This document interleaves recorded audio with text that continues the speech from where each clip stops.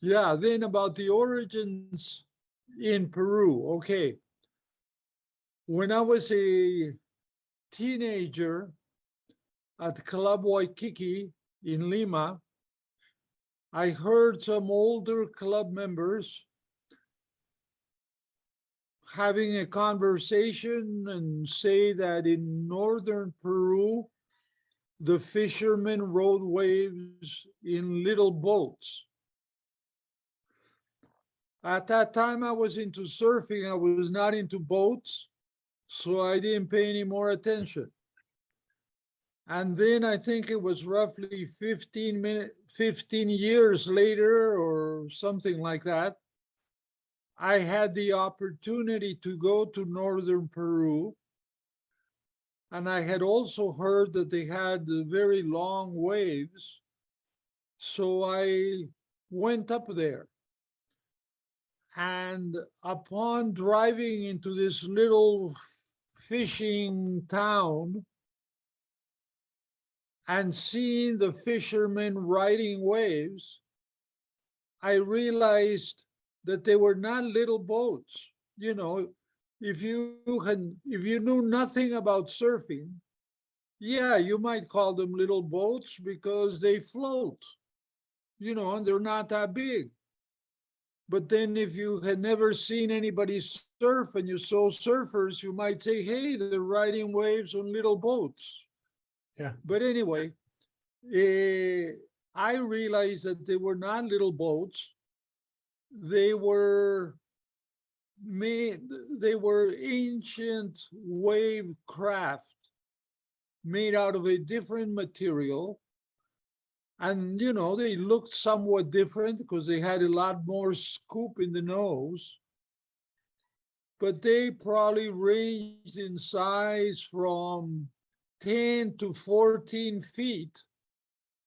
And when you consider what the Hawaiians used to ride, you know, hundreds of years ago, they were riding probably 12 to 16-foot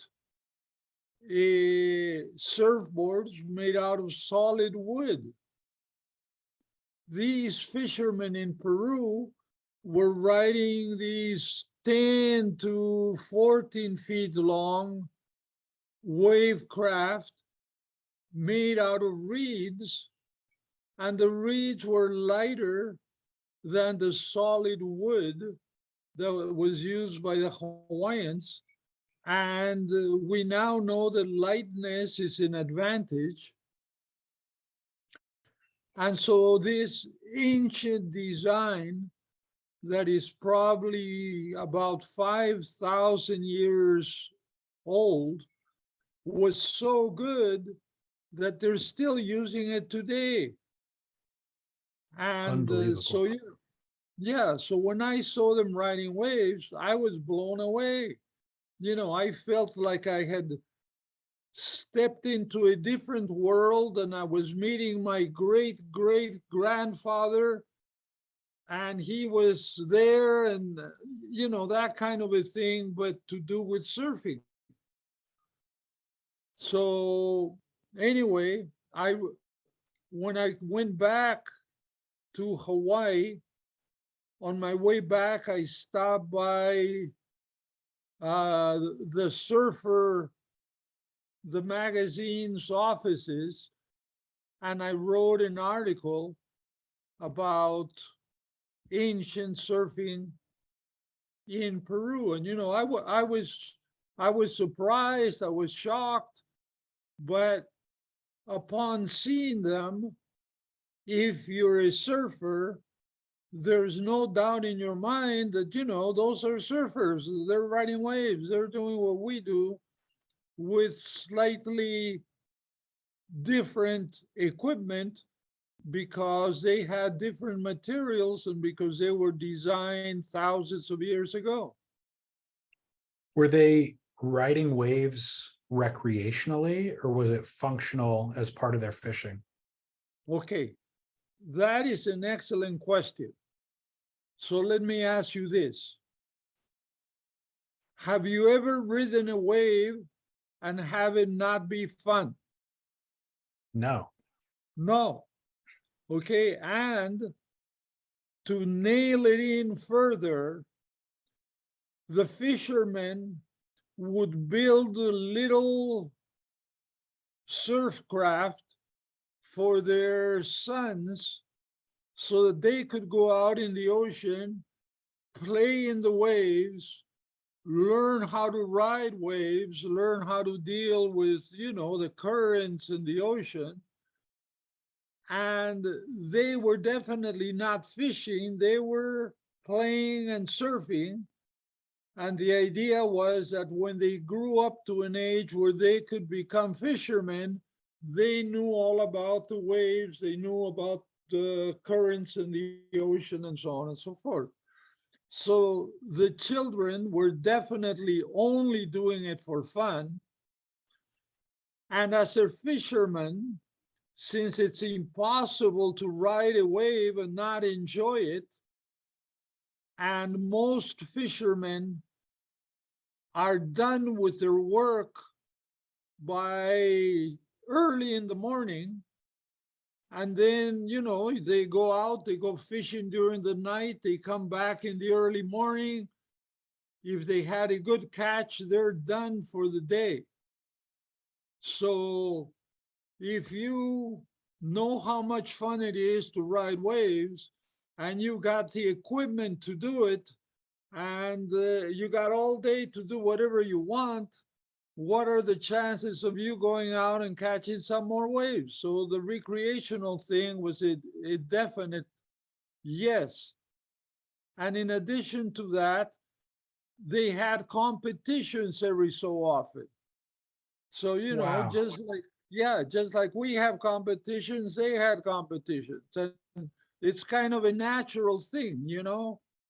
It is. Yeah. So Um, I hope, go ahead. can you explain more about the craft itself? You said that it's made out of reeds. Tell me more.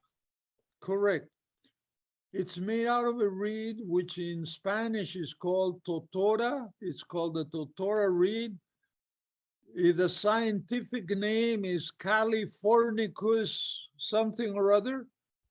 So I wouldn't be surprised if it was discovered by somebody from California, or maybe they have it in California. I don't know. But it's a reed that the fishermen plant, and at the right time they harvest it, and they use it to build their surf craft, which is used for fishing and for riding waves. But it's essentially a woven structure, correct? It's not woven. It's a reed which they plant, and at a certain stage they cut it, and then they dry it, and then they tie it together. Okay. So more like a raft. Yeah, more like a raft. As a matter of fact, they call them, among fishermen, they often call them rafts. Okay. But And can they're you about describe, this. Yeah, can you, they range, like I said, maybe from 9 to 14 feet, and they're probably around 23 inches wide, okay. and they're unipersonal. Occasionally they might take somebody with them, but they're basically a one person, one man raft. And so they cut the reed, they dry them, they tie them into bundles, and then they put the bundles together, and they end up with something that looks like a paddle board with a compartment in the back where they put their water and their nets. And when they catch the fish, and they put all of that in the back, but it's an open compartment. It's not like a closed thing. Okay. And um, how thick is it? And is it flat on the deck, or is there kind of contour that you can stand in or sit in? Ah, they normally, okay, there's two bigger bundles that are called the mother bundle and two smaller bundles that are called the son bundle. And they put them together in such a way that you have, imagine two bundles are about 11 inches wide each, so that when you tie them together, they're about 22 or 23 inches wide, and they're round, and so you end up with two bundles with a slight indentation in the middle. But since they're reed, they're soft, and you can sit on them, or you can knee on them, or you can stand on them. I've seen kids riding waves standing on their head. So, I mean, Wow. and the bottom has the same thing. So the bottom is two bundles with like a concave in the middle.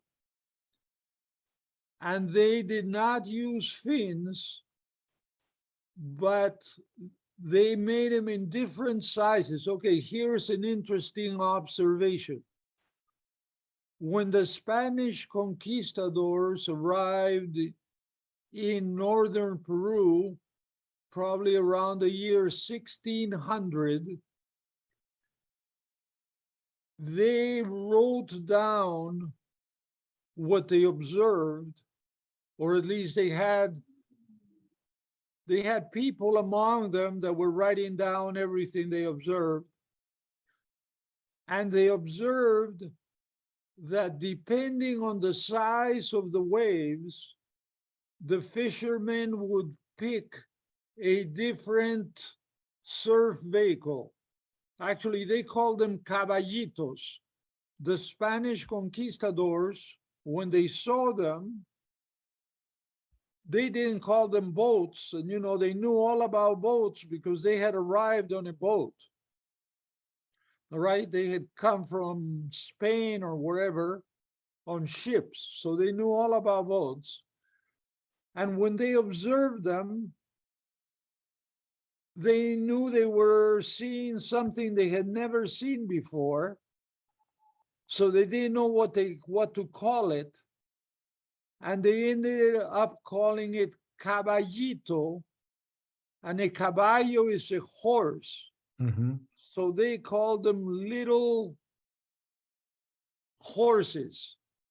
And the reason they called them little horses is that they arrived in horses and they saw these fishermen riding waves. So they called them little reed horses, little totora horses. Wow. I'm not sure if I answered your question. What was it? Um, it was about the shape of the design and the contours on the top and the bottom. Okay, so it's two bundles. They're tied together, and they're tied together in such a way that they have a pronounced scoop in the nose.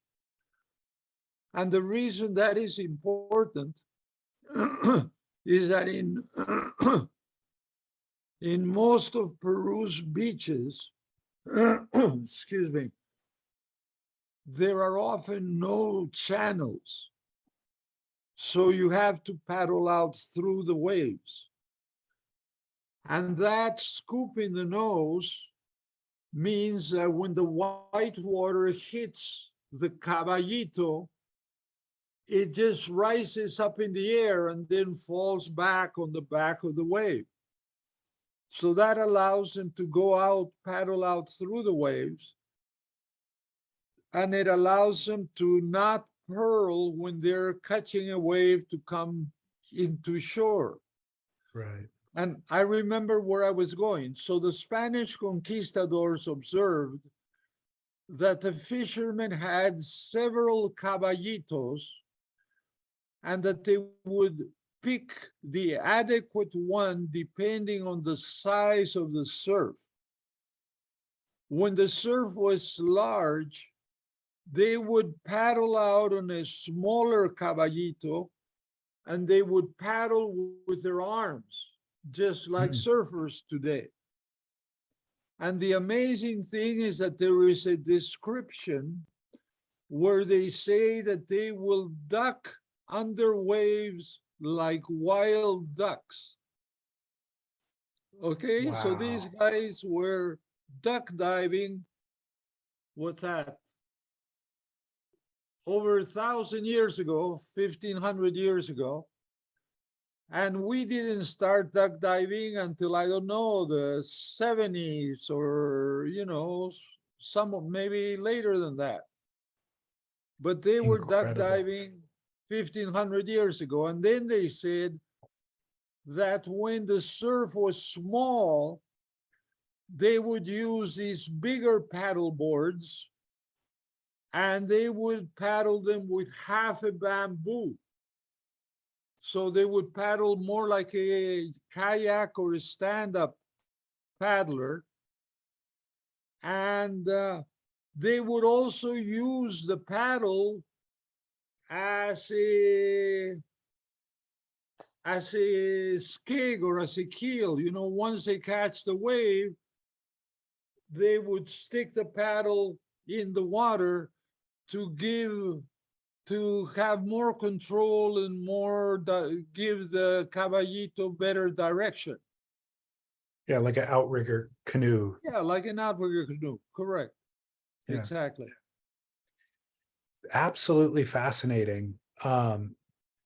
Once you discovered this and kind of published it in Surfer Magazine, have any scholars investigated further to connect all of the dots in between? Yes. Let me think for a minute.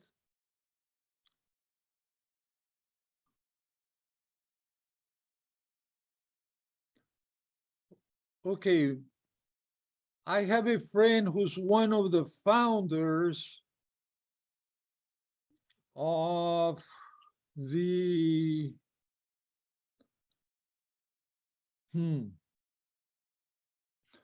Anyway, there's been several scholars who have gone down and have observed everything that I just told you, and some of them came up with the same question that you did. Okay, the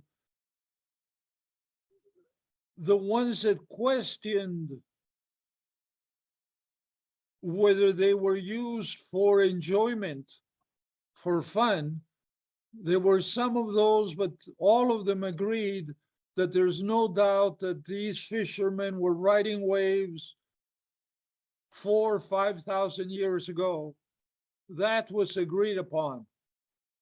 And some of them had the question of whether it was done for enjoyment and for sport. And I tell them what I told you. It seems like if they, it would be surprising if that existed 4,000 years ago, and then in French Polynesia, surfing develops on its own remotely and then transports back to Peru. It seems like if there was enough research done or enough documentation along the way, that in Peru, it would have evolved from what you're talking about 4,000 years ago into more refined, what we know as surfboards, on its own evolutionary tract without the influence from French Polynesia, I would think. Okay, from the readings that I have done, there was some wave riding in Polynesia before the Hawaiians, and Okay. you've mentioned French Polynesia. And I have given this a lot of thought. And my conclusion is that there are places like French Polynesia where surfing would most likely not develop because the waves are very aggressive.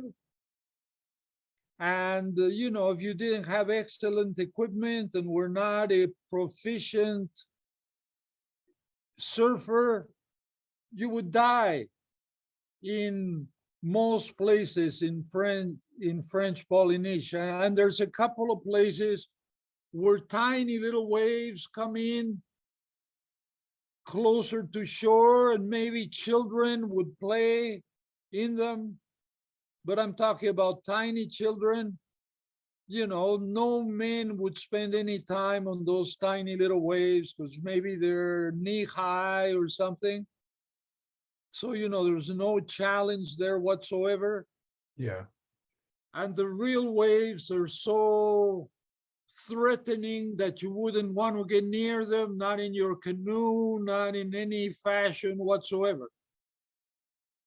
So the chances of surfing developing there is very, very slim.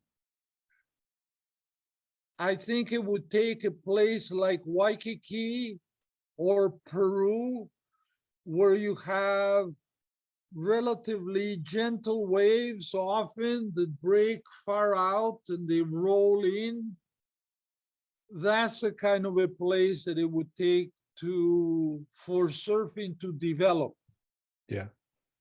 And then there's a possibility that surfing started in Peru and migrated to French Polynesia. And it's also possible that it started in French Polynesia and came to South America. But my studies tell me that there were populations in Peru before there were populations in French Polynesia, so that would kind of cinch it.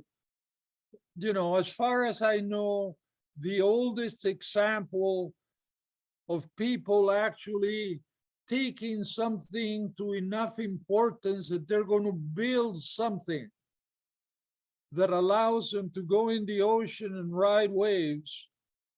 As far as I know, the first case of that would be these fishermen in Peru. Okay. And have you ridden a caballito? I've sat on it. I've had friends of mine try to ride it. It's difficult because it has no fin. And so I love surfing. And so if I have a choice, I'm going to go out and surf on something that I know how to use and I can control. And I was not willing to spend enough time on a caballito to learn how to use it. So all I did was I paddled it and I sat on it, but I've never caught a wave on it.